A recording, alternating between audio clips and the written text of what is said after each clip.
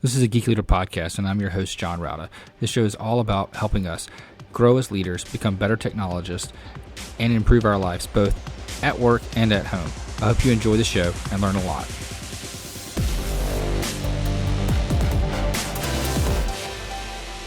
Welcome to a Geek Leader podcast. I'm your host, John Rauda. And if you could, please do me a favor and take a moment and leave a rating and review in whatever podcast player you're listening to this on, whether it's Apple Podcasts, Spotify, iHeartRadio, doesn't matter. I would greatly appreciate it. And that feedback really helps get other listeners to the show. Also, if you're not subscribed, go ahead and subscribe so you don't miss an episode. And if you feel so inclined, you can go to geekleader.com/tip and donate to the show. Thanks so much. All right, Geek Leaders, today I'm honored to have Heather Inocencio on the show. She is a product expert, which is pretty cool because I really don't know a whole lot about product. But she is the founder and CEO of the Product Consult, which we'll be talking about today, as well as other things. Anyway, with all that being said, Heather, welcome to the show. Thanks, Sean. It's great to be here. Thank you. Yeah, if you don't mind, just tell the audience a little about your background, how you got into product management, and what is it exactly that you do? Sure. Well, I've been working in product management for a couple of decades now. I got into product management at the very beginning of my career, kind of unexpectedly. I was hired by a telecommunications company, MCI Telecommunications, for anyone who remembers that company, back in 1990. And I was working in customer service, taking phone calls from customers. And I just had a knack for the computer systems. We were using mainframe systems back then. And I started finding shortcuts and faster ways to do things, creating cheat sheets that I would pass around to other people. Eventually, when the systems trainers that trained new employees on our technology would call in sick, they would come grab me and have me do the training. And that ended me up in an actual product management role. At the time, I don't think we called it product management right away. It wasn't an understood role, and the title wasn't really used that much. But within, I would say, probably 2 years, we figured out, this is product management. We're seeing this across the industry. What you're doing is you are talking to users of the technology systems that we build, understanding what works, what doesn't, what they need added to them. And then you are translating that and talking with developers to help make sure that they're building the things that the users want. Ultimately, that's what we do in product management. We make sure that we are building technical solutions that are serving a lot of value to our users. And so that began my career. I spent 10 years at that company, just working my way up. Eventually was managing a team of quite a few product managers and had implemented all of our kind of operating product operations. Also authored a bunch of training courses for our product team. And so that's what kicked me off. First 15 years of my in-house career, I was with large enterprise companies. And then I moved to the startup space and spent about another 15 years leading product at startups. And then decided to get out on my own and do solo chief product officer work. I'd been a CPO in-house a few times and wanted to get out on my own. And that fractional chief product officer work that I was doing, working with founders, working with mid-sized companies, helping them build great product teams and cultures and practices, gave me the runway to start my current company, which had been a dream of mine for a while. So I know product well. I love it. I love working with product people and engineers, and love giving back to that community and helping improve the craft and the way it's understood. Nice.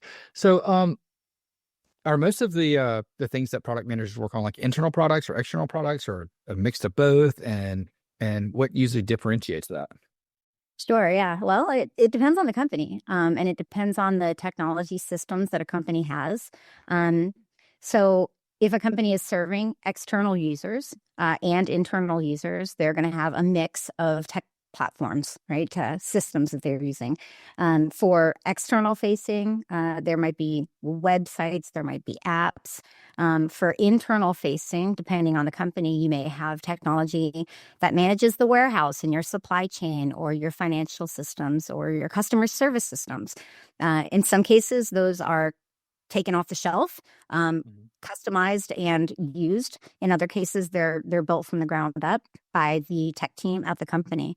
And so product managers are generally aligned to a platform to a specific technology platform and a set of users, and maybe even to a specific problem or opportunity area for those users. It gets more granulated the larger a company gets. And so usually product managers are getting expertise on a certain platform and how those users are experiencing that specific platform.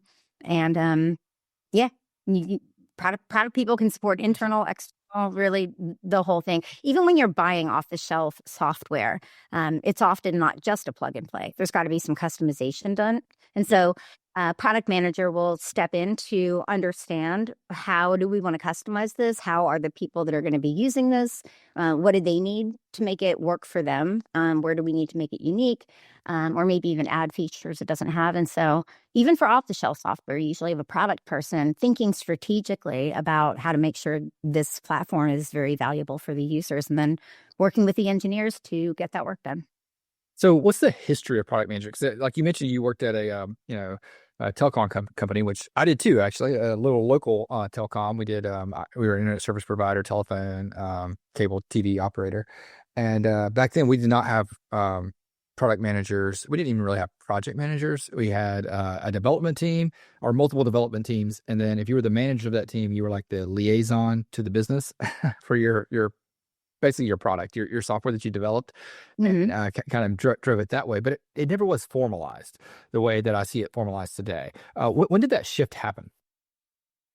Well, I know what I experienced in my career back. I started my career in 1990, and I would say it wasn't widely formalized then. During the 90s, I saw a wider spread adoption of the product management role at companies. I saw companies begin to understand the difference between project management and product management. In the 90s, I think is when we saw more mass adoption of the role, the concept, and the title. The history of product management is kind of funny, by the way. Okay, well, what is that? Don't know how many people in product know this. I come across people that know it well and laugh about it. But if product people don't know it, they should, because it's kind of a fun fact. Product management really began it's credited to in the early 1930s, I think 31 maybe. A guy named Neil McElroy with Procter and Gamble wrote a paper, I believe, about brand managers that were responsible for basically doing what has now become product management. And he called them brand men. And so the original title of what is now product managers was brand men. And so they were responsible for understanding and branding and building the things that their customers were buying. And then it obviously evolved from there. But yeah, we started out as brand men. It sounds almost like a fireman. But yeah, that's kind of I don't know, probably not something that would carry on in today's time for sure.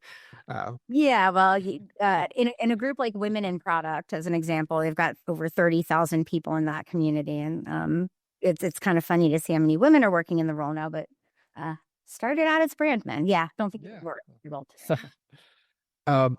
Tell me a little bit about like how the roles of a product manager kind of work with Scrum, because in Scrum we have like product owners, and how does that differ? Between a product owner and a product manager? I think of the way that I've seen it done at most companies is with Scrum, you've got a product owner who is a little more in the weeds and on the ground on the tactical development work that's getting done, a lot like a project manager, making sure that the work's getting done, people are delivering. With a product manager, as opposed to a product owner. So the owner, again, the one more in the weeds on the ground. Product manager should be thinking much more strategically. Not are we getting things done, but are we getting the right things done? And so where a product owner, I'll start with product manager, where a product manager is making sure we're getting the right things done, and they're informing those decisions, how to prioritize what to work on through a lot of different inputs. So that's a whole area of product management that could have its own long conversation. But the product manager is making sure we're doing the right things, we're building the right things. Ultimately, if we spend a lot of time developing and coding and building things and no one uses it, no one wants to pay for it, it doesn't work, then all that work was wasted. So product managers making sure we're doing the right things that actually create value for the end users and in turn for the company. And then the product owner is making sure that those right things that we should be building are actually getting built on time and efficiently. So yeah. Yeah, that makes sense. So it's kind of like the product managers has the vision, the strategy, it understands the customer base, the user base, and is looking at what that next thing is that we need to be focusing on. Mm-hmm. Yeah, exactly. So tell me a little bit about the shift between, being a chief product officer at one company versus now kind of being, a fractional CPO or working for multiple companies, and how has that happened for you, and what is that like? So the difference from being in-house versus not in-house in that role? Yeah. Is that okay? Yeah, it's very different. Mhm. I enjoy helping companies with their product management culture, practices, team, as an out-of-house product person. I find a couple of things work really well about that. One, I get to work with a diverse range of clients. And so when you're in house, which is also extremely rewarding, but when you're in house, you're working on one set of problems, certain customer bases, certain user segments. And so I enjoy the diversity of the kinds of clients I get to work with, the different industries, the different problems we're solving, the different areas where we're innovating. Being out of house as a product person, I find that sometimes we have a little more leverage. So we are not mired in internal politics that may be going on with the company. We are an outside neutral third party that is really just here to do a great job for the client, with the client's best interest in mind and nothing else influencing that. Just do what's right for the company. When you're in-house, you often can't only do what's right for the company because you also are building relationships and making sure you've got the right influence. You're protecting your team. You're managing up, you're managing out, you're managing down, and that can create competing influencers in what that product leader is going to focus on, say, or do. And so, being out of house, we can come in and in a very neutral way assess what's going on and give great feedback. And actually, I think have more of an impact sometimes on a company. Now, I say that every company is different, but I believe, and I've seen the majority of companies don't create room for the internal product team to actually be those strategic thought leaders that we're trained to be and that we are. Many companies treat product management like project management. And so the people in the product roles at in-house companies, in a lot of cases, aren't the thought leaders and aren't able to say, here's what we should do next and next and next, because they're being told what the priorities are and their job is to just get it done. And they've got some influence. Maybe they've got a seat at the table, but they're not really driving and leading that. There's a small segment of companies that are doing it well, that are allowing their product leaders and their product teams to be influential, to be those strategic thought leaders. And those are the really exciting companies to work for, and people clamor to get in with them. I've heard Marty Kagan say 95% of companies don't do product management right, essentially. And it's what I'm talking about. So for that 95% of companies that aren't giving the space for the product team to do its strategic thought leadership work, at those kinds of companies, when you're in-house, you often get mired in politics. You become the recipient of a lot of asks, right? You've got internal people that want certain things with technology built, and you've got external people, depending on the size of the company. Your board may be very involved in wanting to determine what you're going to be building. And so at those companies, so that 95% that aren't doing it great, the product team and the product leader, they're basically being told what to do, and their job is to get it done. So the 5% of companies that are doing product well, at those companies, I would much rather be in-house. It's fun to be integrated with the team and are all aligned and working toward the same vision and goal, where everyone who has a seat at the table has influence in their respective areas of ownership. So your marketing person is leading marketing strategy, and your product person is leading the product strategy. Your CTO is leading the technology strategy. What platforms are we going to build on? How are we going to scale? Where are we going to innovate? Those companies, that smaller segment, those companies are awesome. It's a great experience. But for the ones that aren't doing it really well, I find that product management, when they bring in out of house product managers, so when they bring in a consultant, in our case, sometimes often we have full-time embedded product managers with clients, but we're not in-house with them. It's easy to have more influence. It's also easier to show up every day bright-eyed and bushy-tailed, right? At that larger segment of companies that aren't doing it well, the product role is hard. You've got product people that are inspired by speakers and people writing books about product management and how great it is and how exciting it is to do customer discovery and figure out what to build, work with your engineers, build it, and then get it live and experience your customers using this thing that you've built and seeing their feedback, measuring the impact that it's having and iterating on it and making it better and better. That is so rewarding. That's gold.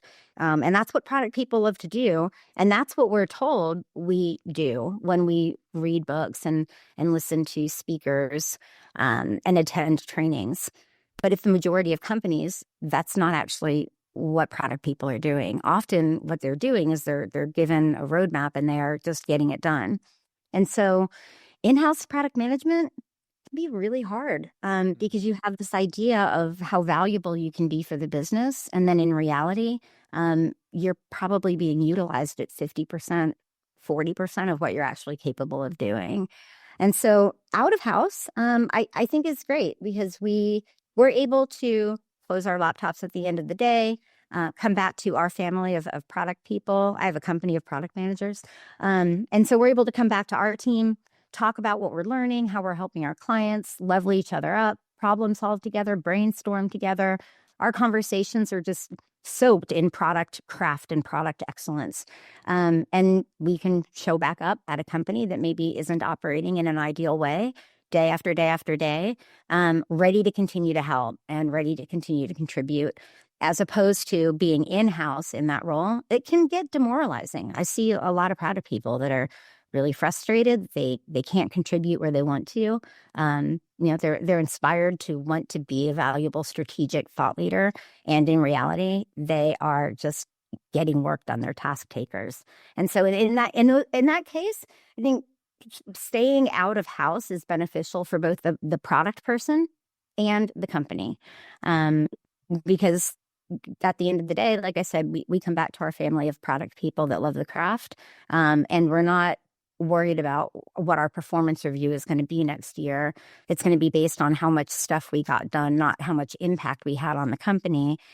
Just that misalignment between what product people are told they should be doing versus what companies will allow them to do creates a lot of conflict, and it's hard on the product people. So in those cases, if those kinds of companies coming in from out of house is an advantage. And in some cases, we've stayed with clients longer than their in-house product team has stayed.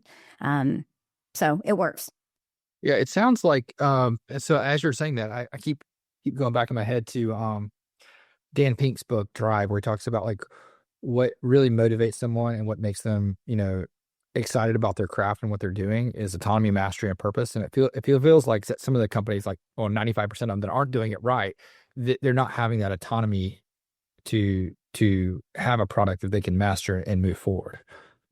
That is correct. Yeah. And I mean, that's exactly it. And I also think both for the companies and the product managers, in many cases, they don't know how to get there. They don't know how to create that autonomy, mastery, and purpose. Unfortunately, a lot of product managers have learned what is product management because they learned it by being promoted into that role at a company. And so they learned how that company does product management. I haven't seen it done the same at two companies in over 3 decades. It's very different from company to company. And so you've got product managers that are, unless they are trained under a really great product leader that has a great product culture, has a well-integrated product team with the rest of the company, is demonstrating that thought leadership, has created product operations that enable the product team to have that autonomy, mastery, and purpose. Most product people aren't growing up in that kind of environment, so they're not seeing what product management looks like when it's done really, really well. And so you've got product managers that move from company to company, never having had the opportunity to work at a company where product is excellent. And then you've got companies that have not experienced what excellent product management looks like. So you bring the two of them together, and how do you give that product person autonomy and the ability to master what they're working on? The product person, in many cases, hasn't learned how you create the space to earn the right to have some autonomy. And so it takes trust, right? It takes showing that you're an absolute expert about your users and your systems. It takes time to learn your users and your systems and your company and what's going to work. And so just imagine this case where you've got a company that really doesn't know how to run product management well. And then you've got product managers maybe that join that company that have never seen it done really well. And they come together, and that product manager has been reading about how they should be autonomous, right? And thought leaders and deciding what we're going to work on. But these two sides have never experienced seeing that in action.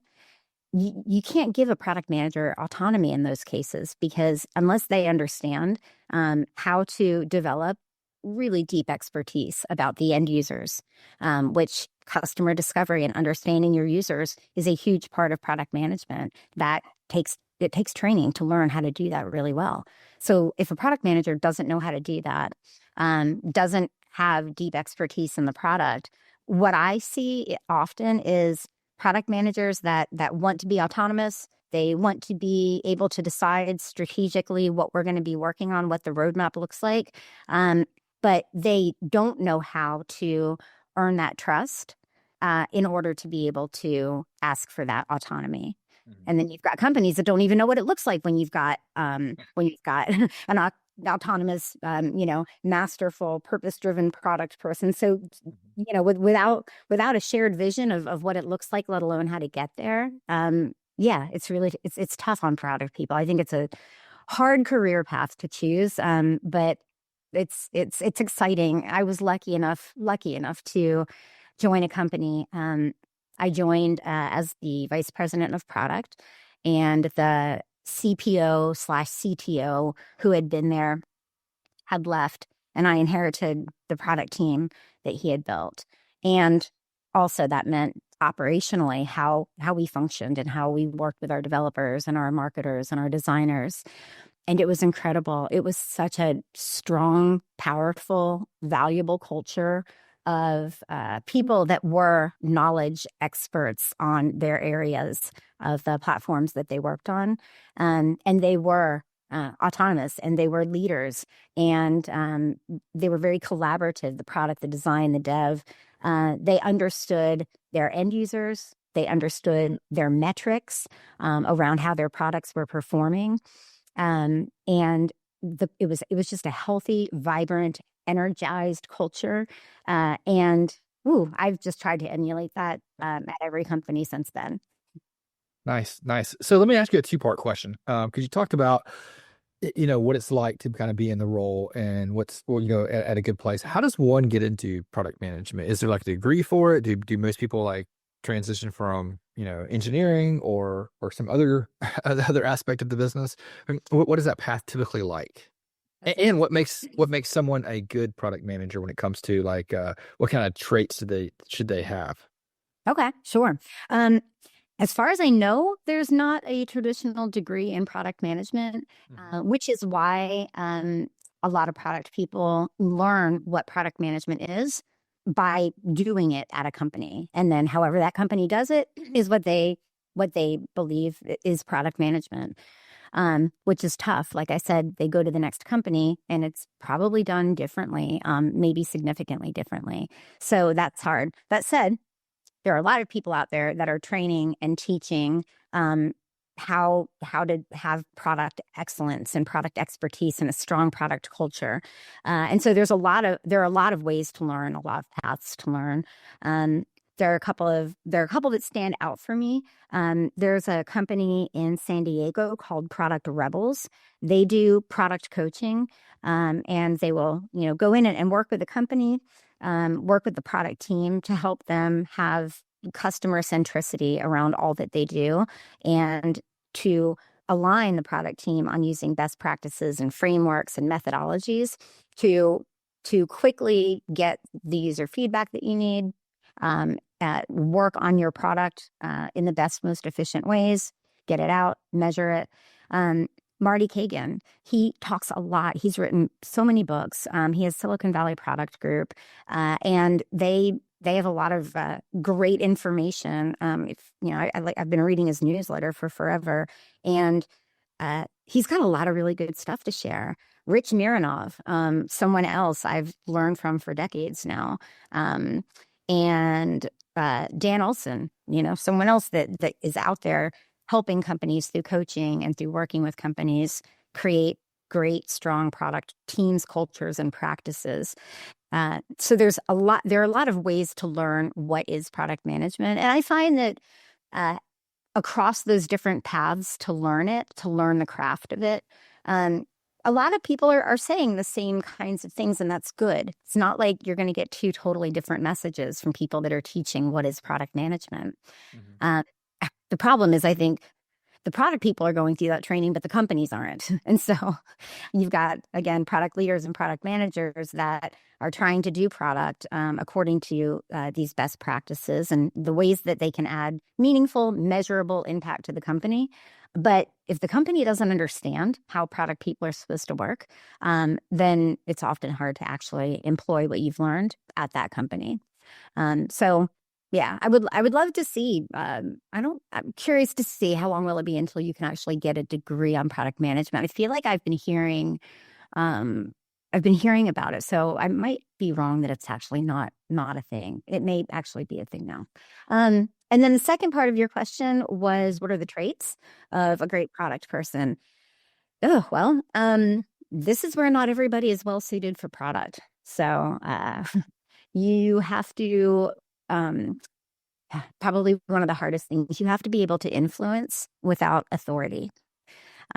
So that's a whole thing to unpack, right? How do you influence others to do the things you need them to do, to think the ways you want them to think?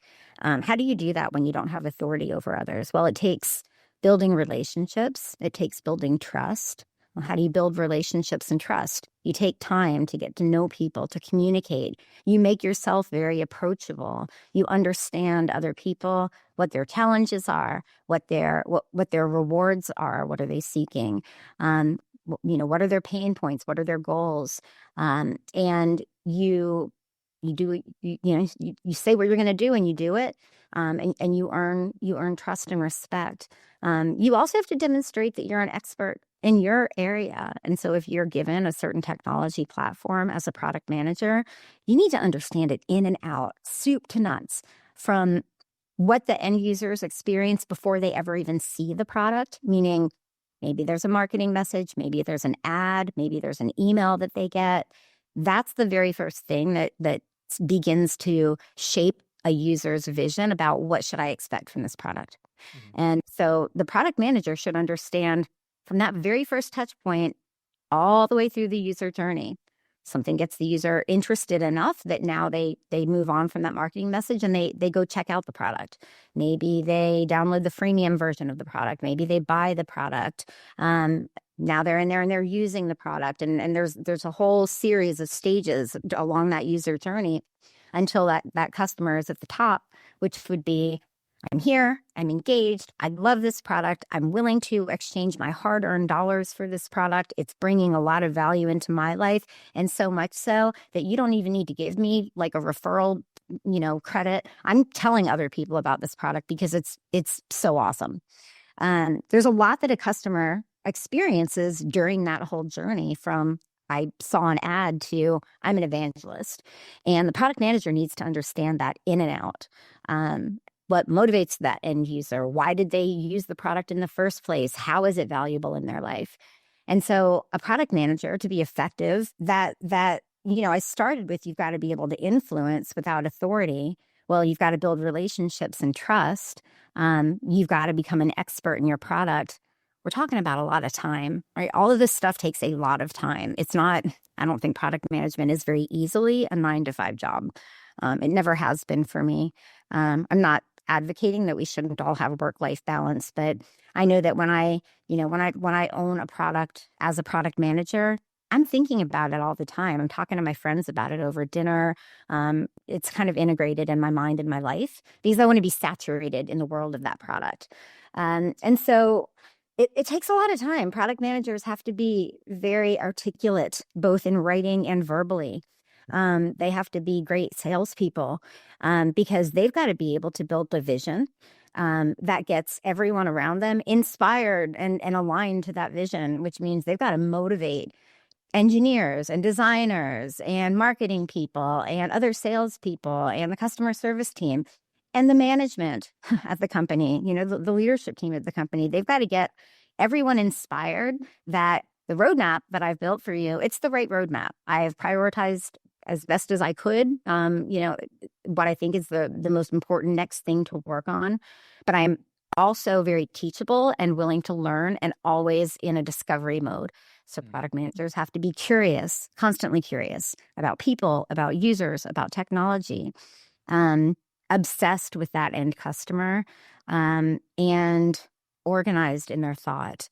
I don't think product managers have to have been developers writing code, although I've seen some product people that started out as developers that are just incredible product people. I've seen product people that couldn't write a line of code that are great. But curiosity about technology is really important. And we're seeing that very much right now with AI. If a product manager isn't already using AI on a daily basis, they're already falling behind. And that takes just kind of an innate, natural curiosity about what new technology is just now making possible. So they've got to have that curiosity too. And I'll throw out one more trait. I think product managers have to be likable. Not everyone's going to agree with me on this. Some people say you don't have to be liked, you have to be respected.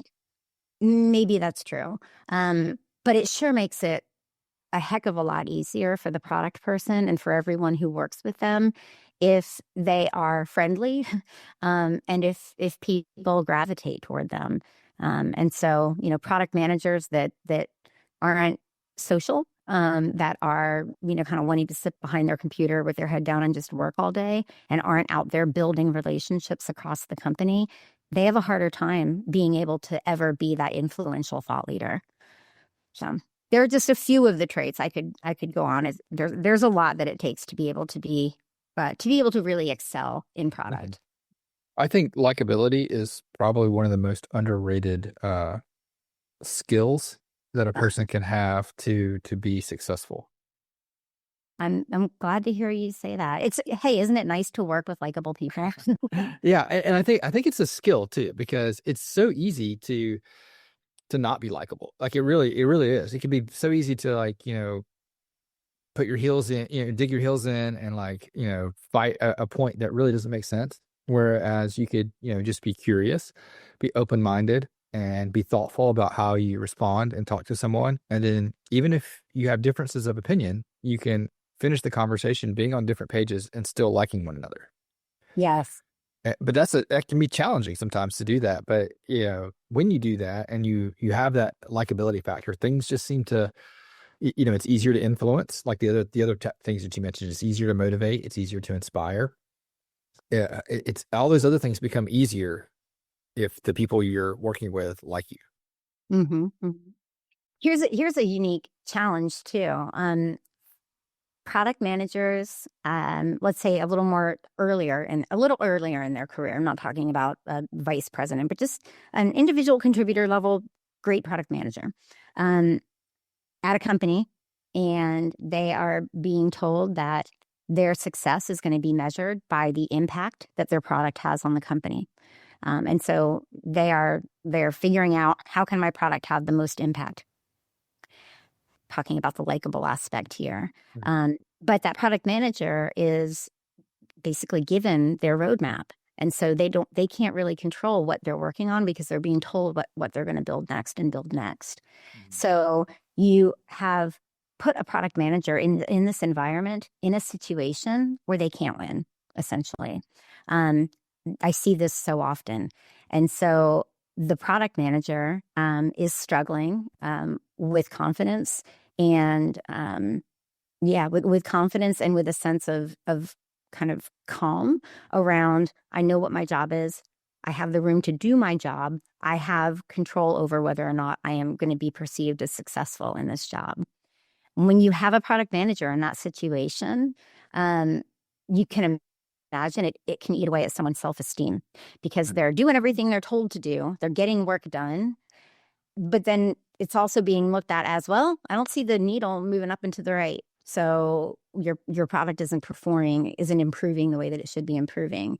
And so they're kind of stuck in a corner.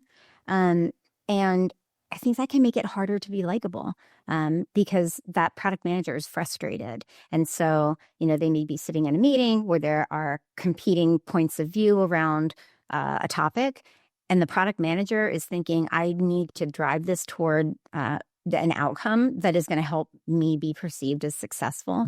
And that can be frustrating and hard. And there are opinions and emotions when there are competing ideas around what people need built next. And ultimately, the product manager is hopefully the one that is in some way deciding or influencing that. And it's tough. In a way, I feel like the product manager role, you're always letting somebody down. You're always letting someone down, because you have too many mouths to feed and not infinite developer resources. So I think for product people earlier in their career to be likable, if we were to dial it all the way back, like hopefully they had a good childhood and a safe family environment that gave them self-confidence, so that they know where to turn internally when the outside world feels messy, and they are not concerned about how they're being judged and perceived by others, because they're confident. And then they can show up in those situations with a little more ease and be a little more likable. But not everyone enters into adulthood with those skills of confidence and self-esteem and just a calm assuredness about themselves. And so if you don't, and then you find yourself in this product role where everybody wants something different from you, and you're doing what you're told to do, but your metrics aren't moving up and to the right, and you kind of feel like you can't win, it can be really hard. So I don't totally blame the person if they come across as not likable. Because like I said, I think it's a tough role. Yeah, it's a skill. I mean, it's really like I think it's something you have to work on. You either have to get help with it, and help is, I think, is crucial. Whether it's talking to somebody, whether it's having a mentor, whatever that is, it's having someone that can, I think for me, one of the biggest advantages I had when I had a mentor when I first got into management was it was like somebody that could put a mirror up where I could see myself from someone else's perspective. And, because from my mind, the things that I was doing were the right things to do, and they were normal. And then when someone else is kind of reflecting that back to me, you kind of see like, oh, well, other people aren't doing this. And what I'm doing may be offensive, or maybe it's micromanaging. Maybe it's not, the right kind of way of doing things. And I need to, change perspective on that. Yes. I was lucky enough to work for a company many years ago that I was on the executive team, and the company invested in an executive coach for everyone on that leadership team.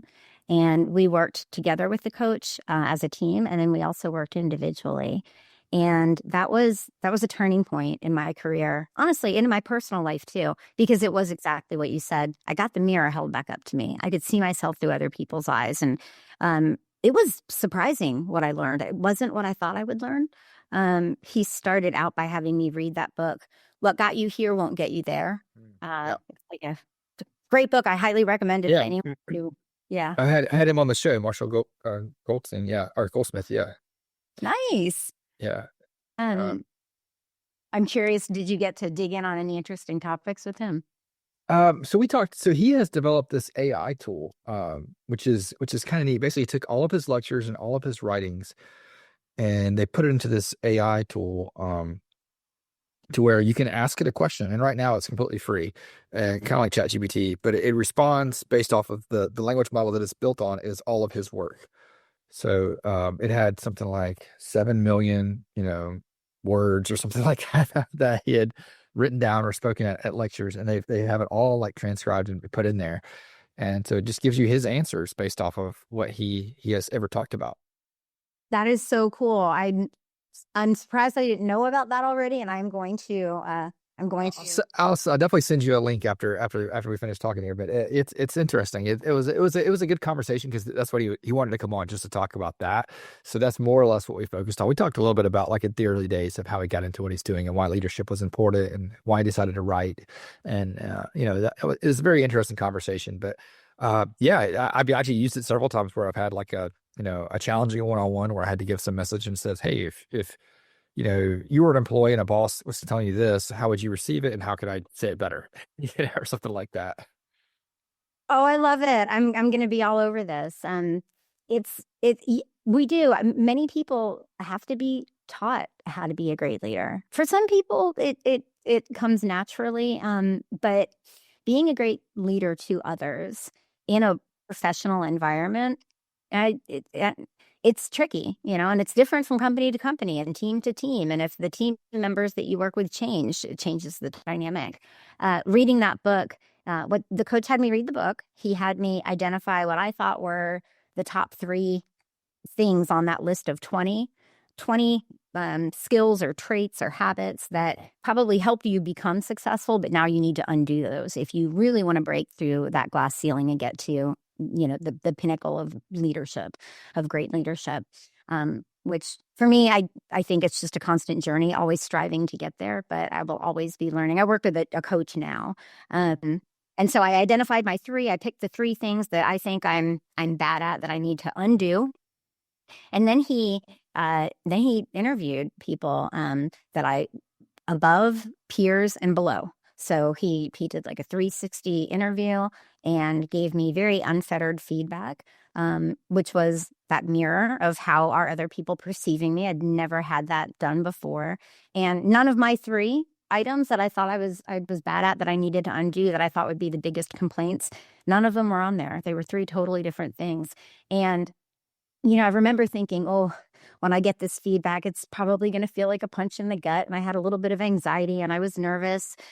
And it was so different than what I expected. And this coach was a lovely gentleman, and had a way of communicating that just my anxiety just disappeared. And it felt like a gift. I was receiving a gift because it was insight that I couldn't have known and I wouldn't have guessed. And so then we got to work on those things. And I wrote a letter that I shared with everyone above, my peers and below, letting them know that the interviews had resulted in these 3 things that I'm going to be working on now. I wrote my commitment to improving on those 3 things. And then he checked in with everybody 90 days later to see how I was doing and was I improving on those 3 things. And we continued this quarter after quarter after quarter. And it was actually really fun and helped me learn a ton and get a lot more comfortable with getting, I would say, critical feedback, but being given insights of, hey, here are opportunities that if you grow, if you improve, you're going to be much more valuable to the people around you. And that was such a gift. And so after that, I've worked with coaches on and off throughout the entire rest of my career. And I think everybody should. It's a game changer. Yeah, absolutely. And, I would say probably 90% of businesses out there have some type of program where they can help you with either coaching or EAP program where you can talk to a counselor, which, depending on which counselor you go to, some of those are also coaches, and you can find a way to get some help for either free or a really low cost at most companies out there. So I think that's definitely something that I would want to encourage the entire audience to take advantage of. And if not, just find someone that you look up to and ask them if they'll be a mentor for you and help you out. That's kind of the way I did it at first. And that was a really good first step into finding someone that will, have your back and, tell you the truth when other people might not. Exactly. And know how to tell you that truth in a way that is loving and compassionate, but also direct and clear. I at one point when I didn't have an executive coach that was interviewing my team and giving me that feedback, I put a manila folder on in the area where my team worked. And I said, you can type it, you can handwrite it, you can tell it to someone else and have them write it, like however we can make this anonymous. But give me your feedback and be honest about how am I doing and what am I doing well, right? Maybe you can start out with something nice and then tell me where I can improve. What would you like me to see me do differently, better, more of? And so I would do that every couple of months to get that feedback too. And that was a free, very inexpensive way to hear what other people thought of me. But, I think for someone that's not comfortable and experienced in getting feedback, there can be a lot of anxiety about putting that folder out or asking for it. So absolutely. You said you had a mentor in your career. How did you get that mentor? How did you get that person to support you?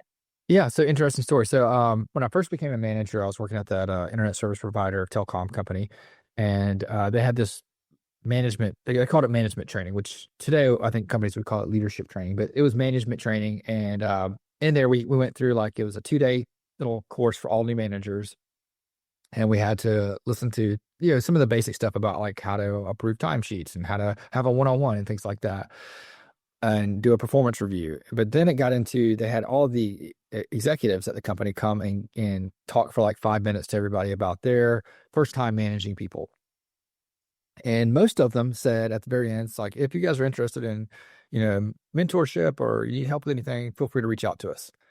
And me being naive and young and inexperienced, I emailed every single one of them, asking hey, I'm interested in this. And I remember the first response that I got back was the COO, and his response was, you don't want to be like me. And that was it. So I was like, oh no. Okay. But the head of sales actually reached out and says, I've never had a mentor before. I've never had a mentee before, and I've never been mentored myself, but this sounds like fun. Let's meet for lunch.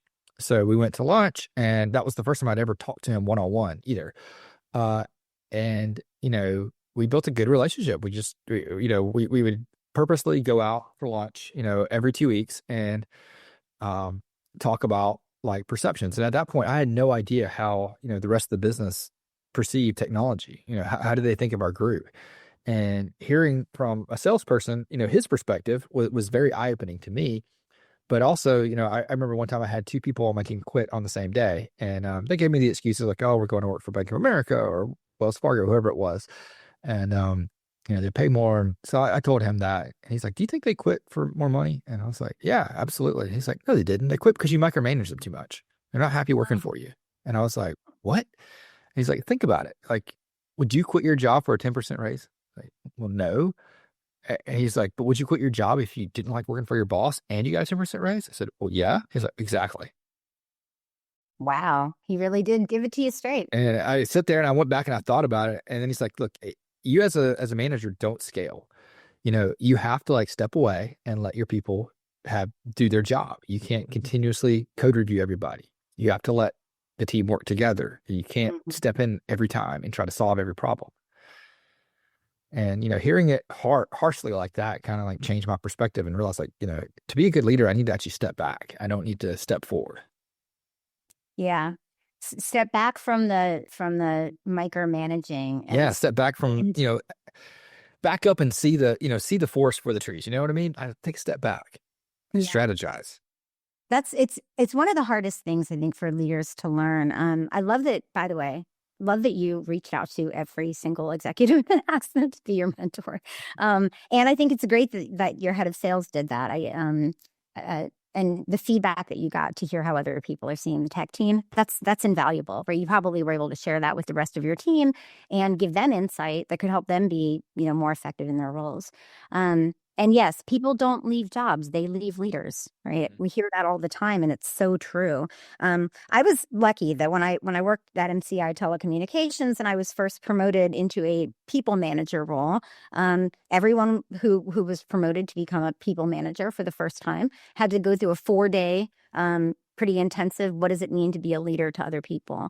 And I remember learning that the thing that stood out for me the most was the big slide they put up that said, people don't work for money. And I was like, that, of course they do, right? I'm here for money. And it was such a different concept than I'd ever been exposed to. And as we dug into that more, I understood, yes, we work because we want to earn income. But at the end of the day, the reason people stay where they stay, outside of needing the money, is because they feel that they are valued, a valued contributor to something greater than themselves. That's the reason people stay. And when being micromanaged and just being told what to do, you're not being empowered to figure out how you can be even more valuable contributor. And I did that too. I remember reading an article. I did the micromanaging thing too. I read an article early on once I became a manager of people. And the person was saying that the hardest thing that they had to learn when they moved into management was to not be in the weeds and how to get comfortable that you know enough of the things you need to know about. You're in the details enough where it matters, and figuring out, well, how do you find the line of what's enough? Is enough that when I'm sitting with the other managers at the company, I can talk with insight around certain things? How much insight should I have? Or is enough that I'm able to help the people on my team maybe avoid some costly mistakes? And so I'm in the details enough that I can help guide them and support them when they need it. It's a tough line to learn how to get, and it's different, right, with different people on your team. Some people you got to step in and lean in more, and then with other people, you got to stay out of the way and just clear the path for them. And learning how to be unique, to show up in a unique way for each person because they're unique. And it's tough to figure it out. Yeah, absolutely. Heather, this has been a great conversation. I really appreciate having you on. I feel like we can go on for another hour at least. I'm going to keep listening to your podcast. I love your conversations you're having with people. So I'll get to hear more of you that way. Oh, well, thanks so much. And hopefully we'll have you back on again to talk more in the future. How can people connect with you online and learn more about the things you're doing? And if they need help with product management, reach out to you. Absolutely. Thanks. I am on LinkedIn. That is my social platform of choice at the moment.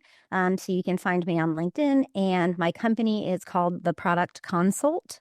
And we've got a website, productconsult.com, theproductconsult.com. So you can find me there and on LinkedIn.